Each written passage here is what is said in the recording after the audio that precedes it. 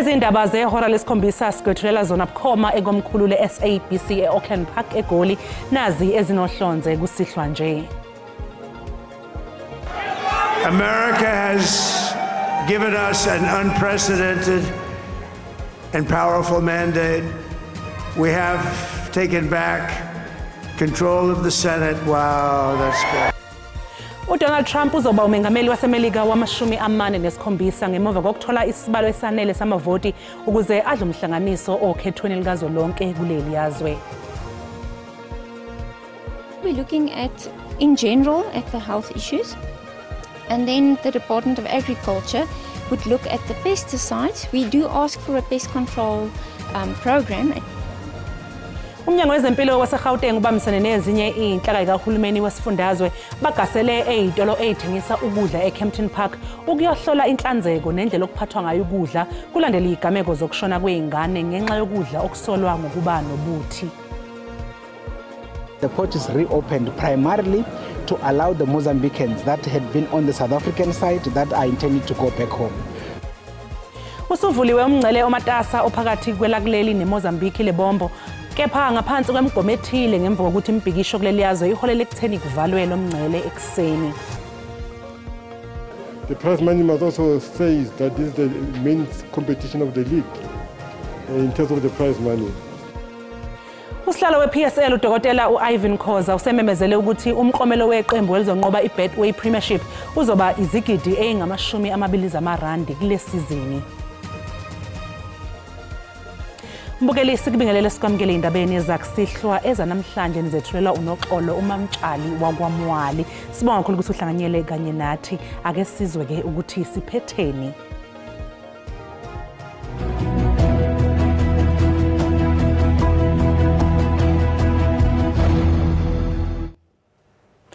Donald Trump usezoba ngumengameli wama-47 okwengamela izwe laseMelika. uTrump ongoweqembu lama-Republican wehlule obeyimbangi yakhe uKamala Harris obethwelwe ngeqoma ngama-Democrats kulolu khetho lwaseMelika. Umengameli waseNingizimu Afrika uCyril Ramaphosa usehalalisele uTrump ngokuhlabana kwakhe okhethweni. Mbukeli sizophinde ke sibuyele kulolu daba. Kusenjalo umengameli uCyril Ramaphosa usehalalisele oqokelwe kwesobumengameli eMelika uDonald Trump ngokunqoba kwakhe ukhetho wathi usebheke ukusebenzisana naye. Amaqembu ezombusazwe kuleli anemizwa ke yahlukahlukene ngokhetho lwaseMelika. Isiqalileke ukungena imiyalezo yokuhalalisela umengameli waseMelika oqokiwe uDonald Trump. Banemizwa ke yahlukene osombusazwe bakuleli ngalezi indaba. This time around we're very clear that our push is much more about the economy. It's much more about growing our own economy. It's much more about getting jobs in our industries moving. Therefore, we will continue the same engagement with the same enthusiasm. We want to see an Africa first perspective, because under Donald Trump there will be and has been an America first perspective. And as they have an America first perspective, it's time for us to start looking after our own interests and our own needs. If ever we're going to have a relationship with the US, it should be a relationship that is transparent. It should be a relationship that has respect. It should be a relationship that benefits all of us. Our trade relations with the US are important for our drive to grow a truly inclusive economy through the Africa Growth and Opportunity Act, AGOA, and other platforms. Ukumemezela kwemphumela yokugcina kulindeleke ezinsukwini ezimbalwa ezizayo. Umngcele ilibombo usuvuliwe kodwa ngaphansi kwemigomo ebekiwe yokungena kanye nokuphuma kwabantu. Lokuza emva kokuthi inkulungwane zabantu zasala ikhungathekile njengoba ubuvaliwe ngenhloso yokuqinisekisa ezokuphepha. Bebethukuthele begane unwabo abantu abaningi emngceleni omatasa ophakathi kwelakuleli neMozambique ilibombo. Lo mngcele uvalwe okwesikhashana ngezizathu ezibandakanya ukuphepha emva kokuthi kube nombhikisho odalwe ukhetho lukamengameli obelusingathwe emuva nje. Abanye bathi bachitha ubusuku bonke lana yize abanye bekhala ngokuthi kufanele baxivizelwe izincwadi zabo ezigunyaza ukuya kwamanye amazwe. Bengifuna ukunitshela ukuthi ngilele lana inkinga yami ukuthi passport yami iphelelwe izolo. Bengifuna ukuyishaya khona izolo. So angikwazanga ukuyishaya ngoba bazijikisile lana bazivalele lana. Izinhlangano zamatekisi awela imincele zithi zilimele kakhulu ngalesi simo. Our business is affected. It's a lot of money we're losing. Like we know our members, we buy the car from the bank, that car is supposed to pay end of the month. But no, everything's stuck now. Because these things happen, we never plan what's going to happen. Amaloli abeshaye ujenge cishe ngaphezulu kwamakhilomitha ayi-15 kepha bekuvunyelwa amaloli akuleli kuphela ukuthi angene kuleli. The port is reopened primarily to allow the Mozambicans that had been on the South African side that are intended to go back home. So on that basis, we are busy processing them as we speak, and they're actually going back home as it were. But in terms of the trucks that are still on this side, on the corridor, we are not taking them through that side because their guarantee did not cover the issues of the trucks as it were. Vuliwe umncele nakuba sekuholele ekutheni kube nesiminyaminya kanti iningi labantu likuthokozele ukuvulwa komncele. Kanti ke mbukele mangabe sibuyela odabeni lwaseMelika oluthi Donald Trump ke usezoba umengameli wama-47 ukwengamela izwe laseMelika. uTrump ke mbukeli ungeqembu lama-Republican wehlule obeyimbangi yakhe uKamala Harris obethelwe ngeqoma ngama-Democrats kulolu khetho lwaseMelika. Umongameli waseNingizimu Afrika uCyril Ramaphosa naye kusemhalalisele uTrump ngokuhlabana kwakhe okhethweni. America has given us an unprecedented and powerful mandate. We have taken back control of the Senate while uTrump udle ukhetho ngamalengiso ezifundeni ngaphezulu kwama-270 okuyisona sibalo sezifunda abesidingwa ngozonqoba ukhetho. Utshela abalandeli bakhe eFlorida babebheka ungena kwemphumela ukuthi uzibophezele kangakanani ngokwenza uguquko ngesimo saseMelika. Help our country heal. We're going to help our country heal. We have a country that needs help, and it needs help very badly. We're going to fix our borders. We're going to fix everything about our country. Lolu khetho lwaseMelika libhekwe ngokukhulu kulangazelela nangamanye amazwe angaphandle, ikakhulukazi e-Ukraine njengoba benethemba lokuthi iMelika ngeke ishaye indiva isimo sempi eqhutshwa yilaseRussia e-Ukraine. Waiting for just the only thing, just to stop the war, and this Trump promised just one day. We are all waiting for it. KwelaseNgilandi ezinye zezakhamuzi zakhona zizwakalise indumalo ngokuhlabana kukaTrump. No one's ready for Trump again, let's be honest. It would have been nice having a woman in the office, but we don't get to decide, do we? IlaseRussia liqaqule ukuthi livulile umgudu wezingxoxo zokubonisana noTrump osekhuza ibuya esikhundleni nakuba ubudlelwano bayo neMelika bungebuhle kahle. Kanti mangabe sibuya ke lapha ekhaya eNingizimu Afrika, unobhala jikelele womkhonto wesizwe uDokotela uSifiso Maseko usesulile kulesi sikhundla. uMaseko usebeke kulesi sikhundla izinyanga ezine. Yize ezoqhubeka nokuba yilungu uthi lesi kube isinqumo sakhe. Encwadini ayibhalele umholi waleli qembu nowabe umengameli wezwe uJacob Zuma, uMaseko udlulise amazwi okubonga ngethuba waphinde wayibophezela ekuqhubekeni nokusebenzela leli qembu.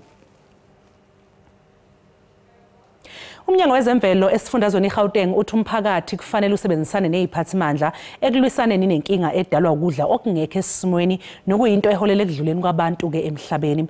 Lokhu kuza nje emva kokuthi iziphathimandla zawo lomnyango zihambele eKempton Park ngenhloso yokuhlola inhlanzeko yezitolo ezithengisa ukudla.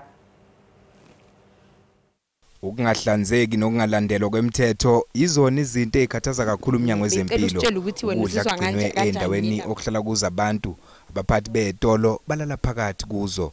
Izindlu zangasese nezokugezela zisendaweni esondelene neyokudla. Yize kunjalo umnyango uthi kunzima ukuqinisekisa ukuthi zonke lezi zitolo zinezimvume ezifanele.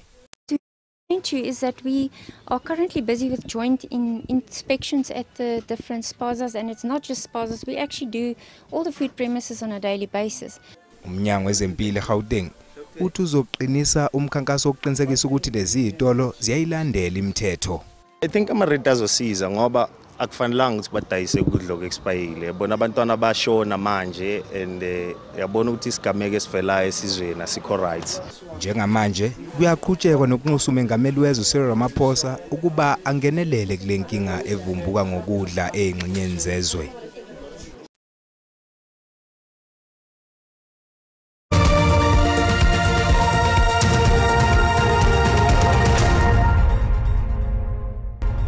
Siphinde sikubingelele mbukeli sikwamukele mangabe usanda kungena odabeni oluphambili besibike ukuthi uDonald Trump uzoba umengameli waseMelika wama-47 ngemva kokuthola isibalo esanele samavoti ukuze adle umhlanganiso okhethweni likazwelonke kuleli yazwe. Khumbula ke mbukeli ukuthi lezi ndaba zikhona ku YouTube na ku SABC Plus, ngena kuzo uyicinge ngamagama athi SABC Izindaba nakanjani uzoyithola. Kusele isikhathi esingaphansi kwenyanga ngaphambi komnqamla juqu wogesi okhokhelwayo, umasipala weTheku uthi unesiqiniseko sokuthi wonke amakhasimende akhokhayo asethuthukele ohlelweni olusha. Umasipala weTheku uthi emva komhla ka-24 kuNovemba umuntu ongakangeni kulolu hlelo lokufaka kabusha ikhodi kumamitha kagesi angeke asakwazi ukufaka ikhadi likagesi. Abasebenzisa ugesi wekhadi kudingeka bafake izinombolo ezimbili ezingu-20 ezizobashintshela kuhlelo olusha lokuthengwa kukagesi. For customers wanting to know whether their meter has rolled over, if they purchase a token, on the token it will say KRN2, meaning that the meter has successfully rolled over. Should they not have a token in front of them, or should they not have purchased a token, there's a 20-digit code that you can put into the meter to determine whether it has rolled over to 2. Iningi lezakhamuzi zaseThekwini lithi balwazi ngonyaka odlule uhlelo olusha lokuthengwa kwama-token. Ukuthi ngokujwayelekile uma ngabe ufaka imeter ilokozi i-voucher number yokuthi masiqeda ukufaka inamba yokugcina bese ugesi uyangena. Kulokwazanga kwenza. Mangithola bangenzela i-reprint yogesi sasuthenge last year ngo-August. Kukhona ama-tokens awu-2 abathi kufuneka ngiwafake kwe-system. Mangiwafaka lapha esigubhini ngithola ukuthi aya-rejecta. Kanti vele isigubhu sami sesi-upgrade. Idolobha lithi lo hlelo olusha ngeke lukuvimbe ukurojwa kwamamitha, kodwa kuzovimbela ukukhishwa kwezinombolo zama-token ezingekho emthethweni. Ngingunonhlakane Phamagwaza ezindabeni ze-SABC eThekwini. Umeli wezwe Cyril Ramaphosa usephakamise isincomo sokuthi zonke inhlaka zikahulumeni ezikoleta i-SABC imali yama-TV license kuzofanele ukuthi zikhokhe ngokusheshsha isikweletu sazo sama-license. Ungqongqoshe wezokuxhumana uSolimalatsi usanda kudalula ukuthi i-SABC ikweletwa imali ngaphezulu kwegidi eyingama-30 zamarandi yiminyaka eyahlukahlukene kahulumeni. Ezinyangeni ezedlule kwezingaphezulu kwezimbili uhlalo webhodi le-SABC uKhatho Ramukumba wabhalela ungqongqoshe uMalatsi emnxenxa ukuthi kuzofanele iminyango kahulumeni ibe isibonelo emphakathini ngokukhokhela kwamalayisense kamabonakude. uMalatsi lesi sincomo wabe sisedlulisela kuyiphinge likamengameli wezwe uPaul Mashatile ukuze alisukumele lolu daba. Collectively, national and provincial governments and municipalities owe the SABC over 30 million rands in outstanding TV license fees. The SABC relies on the collection of TV license fees as one of its key revenue streams to fund its operations. And government, as a leader in our society, must set the high standards for compliance by making sure that it pays what is due to the SABC in order for it to be properly funded. Okhulumela ihhovisi likaMengameli uVincent Magwenya uthe uMengameli ubheke ukuthi zonke inhlaka zikahulumeni ezikweleta i-SABC zizosikhokha ngokusheshsha sonke isikweletu sazo. The SABC is an important institution of our democracy. It needs all the funding that is required in order for it to fulfill its primary constitutional duty. Therefore, the President will certainly encourage and make a call to all departments that owe the SABC license fees to immediately settle those fees with the SABC. Ukukhokhela kwelayisense kamabonakude usaqhubeka nokuba semthethweni nakuba kusabhungwa ngohlelo olusha lomthethosivivinywa ozolawula ukwenza inzuzo nongenisa imali kwe-SABC. Sekuhlehliselwe omhlazi ngama-22 kulalelwa kwesicelo sebheyili somlimi ofuye ingulube uZakaria Olivia. Inkantolo yemantshi yaseMankweng iphinde yahlehlisa leli cala elibhekene nabanye abasolwa ababili. Laba ababhekene namacala okubulala abesifazane ababili ababeyicoshela ukudla okwakulahliwe. Ibheyili sihlehliswe ngenxa yomsolwa wokuqala uZakaria Olivia. Sidluliselwe enkantolo yesifunda sasePolokwane. NgoNcwaba kwatholakala izidumbu zikaMaria Magado kanye noKhudzai Ndlovu zatholakala esibayeni sezingulube kuleli plazi. Case is for next year, February. That's got nothing to do with bail as such. That was a further investigation. But we are proceeding with bail. Now, bail is always urgent in all circumstances. So that means our client reserves his right to proceed with the bail on the 22nd of November. Abanye besilisa ababili ababhekene nezinsolo zokubulala bakhethe ungazifaki izicelo zebhayili. Haba bangobabili, number 2 na number 3. Kafushane uthi umsolo wokuqala nowesibili banqume ukuhoxisa izicelo zabo zebhayili kanti icala liyoze libuyele enkantolo mhla ziyi-18 kuNhlolanja ngonyaka ozayo. November 2024. Uphenyo lwecala lokubulala nelokuzama ukubulala liyaqhubeka. Imvula enamandla kanye nezikhukhula zakamuva zishiye umonakalo omkhulu ezakhamuzini zaseGreens Farm ePort St John's eEastern Cape. Izakhamuzi zithi zilahlekelwe impahla kanye nezindlu zokuhlala futhi ke zinxusa umasipala ukuba ayihlinzeke ngendawo yokuhlala.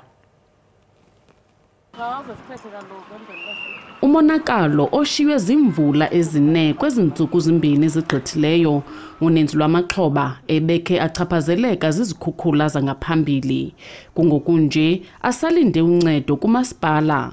Uye wawa u-3-room wami nge-18 kaJanuwari ndathuthela next door phofu ndithuthele endlini engekagqitywa esakhiwayo. Amaxhoba ezikhukhula akhathazekileyo acela urhulumente ukuba awakhele izindlu ezindilisekileyo. Ndiphandle mandingaphethi ibeke uba kusendlini ndiyaphandle into lala njengepara phandle nani beyantu yarhopha phezulu ndilala kwinjalo emvula itsho kum ndilala ndichophile andilali kwazi ulala ke ndingayengqebhedi lala ndichophile kodwa andihamba ndayithi into enjalo. Umasipala wasesajunisi uthi usafaka nemilomo nesebe lokuhlaliswa kwabantu kwiphondo malunga nalomba. Izinto esiye sizenze ezincedisana nendlela yokuphucula imeko abahlala kuyo inezigaba ezingafaniyo apho kukho abantu abaceliweyo ukuba bajonge ezinye indawo zokuhlala ngenxeni yokuba environmentally that place is inhabitable. Basebaninzi abahlali belala eziliqela zasesajunisi abasalindele ukwakhelwa izindlu emva kokuhlaselwa zizikhukhula kwiminyaka embalwa egqithileyo. Kwindaba ze-SABC ndingufundiswa Mhlekude esajunisi. Ezinye izisulu zesiqhotho kwezinye ingxenye zeLimpopo izothola usizo oluqhamuka kuhulumeni. Izikhulu zezenhlekelele zithi kushone abantu abane kwalimalana eNgqalazinda. Isiqhotho esihlasele eLimpopo sishiye izakhamuzi ingazi zizokwenza njani. Izindawo ezikhahlabezeke kakhulu eSevembe, Mopano, Capricorn kanye nakumasipala eSekhukhune. Ingaphezulu kwezinkulungwane ezimbili imizi ezifundeni ezine ekhahlamezekile. Kushone abantu abane, abanye balimala. Kwathi umama nengane bangeniswa esibhedlela emva kokulimala. Uthi wanikwa indawo yesikhashana yokuhlala, izingubo zokulala kodwa akutholanga ukudla. Isifunda iCapricorn yiso esikhahlamezeke kakhulu esifundazweni njengoba imizi engaphezulu kwamakhulu ayisikhombisa ithintekile. Our disaster management team was dispatched to the area to start with the assessment of the damage and to quantify it and see if there's a need for the urgent intervention, and indeed there was. Umnyango wezokuhlaliswa kwabantu uthi ufuna isifundazwe simemezele njengesenhlekelele. As we stand, we are on those processes. Since you will recall that this disaster took place 27th and the 28th. So we are still within that short range of time to ensure that these processes are really put into place. Amanye ke amalungu omphakathi nawo akhahlamezekile asazama ukuqoqa kusele ukwakha kabusha.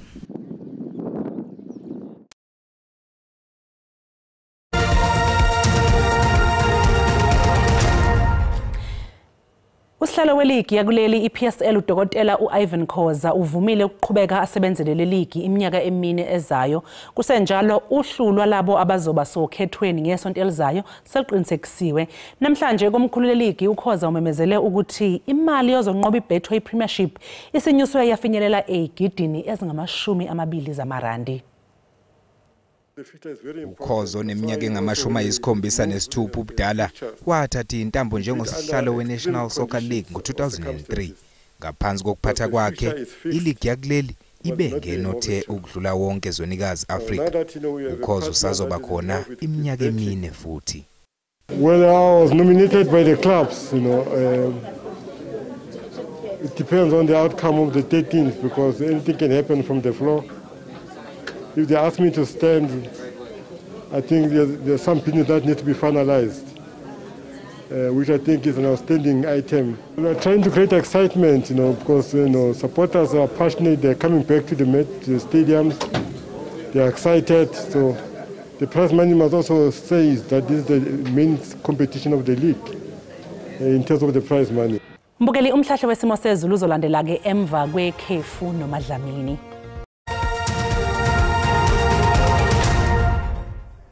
Kuzo zonke indawo entamleni kuze emakhaya sinibingile sinamukele nanku umhlahlo wesimo sezulu sakusihlwa njalo nakusasa mahle kakhulu amathuba emvula elindelekile ukusukela esifundazweni eseLimpopo uhlele lapha esifundazweni esisempumalanga kanti ke ngasifundazweni ezigudle uGoli sempumalanga yeze mancane kakhulu amathuba emvula elindelekile maphakathi nezohlele njalo esifundazweni ese-Eastern Cape kulindeleke ukuthi lithi nje qwaqwa ngamafu izulu kanti ke ngasuku nizoba nemoya enamandla ibe namandla kakhulu ke ngasengxeni ezisentshonalanga kakhulukazi engxeni ezilaphaya ogwini kanti ke kusasa kulindeleke ukuthi lithi siqhubeke nje qwaqwa ngamafu kwehlele lapha e-Eastern Cape kanti ke lamathuba amahle emvula alindelekile khona eNorthwest kwehlele engxeni emaphakathi Freystata kanjalo nasesifundazweni esiKwaZulu Natal qwaqwa ngamafu kwezinye ingxenye sixwayisa lapha ke ngehlambi zemvula ehambisana nokuduma kwezulu okwaba nobungozi kakhulu ukusukela esifundazweni ke eseLimpopo kwehlele esifundazweni esempumalanga nasengxenyeni eyiseGauteng kanti amagagasi olwandle awukhulu ngamitha ayisithupha alindelekile ngasogwini oluseKapa kanti ishisandla lingasebhevethe simlilo equbula lindelekile engxeni ezilapha kwa-Uppington namaphethelo kanti eyifundazweni eyisentshonalanga yezwe kwehlele kuyisempumalanga yezwe lihlambi zemvula eyinamandla kakhulu ehambisana nokuduma kwezulu zilindelekile namagagasi olwandle ngasogwini oluseningizimu kusihlwa kulindeleke ukuthi liphole kakhulu esifundazweni esiseGauteng kwehlele esifundazweni esise-Freystata ngasogwini kulindeleke ukuthi lifudumale ogwini olusempumalanga yezwe kanti ke engxeni eyimaphakathi nezwe noma ke engxeni eyiphakathi lapha empumalanga yezwe kulindeleke ukuthi lithi nje ukuphola lize lifudumale kwezinye indawo ngasentshonalanga yezwe liqhubeka libanda kakhulu Sutherland ngo-7 degrees Celsius kanti ogwini oluseKapa lizobanda ngo-15 degrees Celsius no-11 lapha eVostile lizoqhubeka lishisa kakhulu engxeni eyisempumalanga yezwe ukele efundazweni esisenyakatho maphakathi nezwe kwehlele njalo engxeni ezilapha entshonalanga yezwe singakho namhlanje sibikezele sezulu makuze kube ngokuzayo okadlamini umntwana othi ayixabene.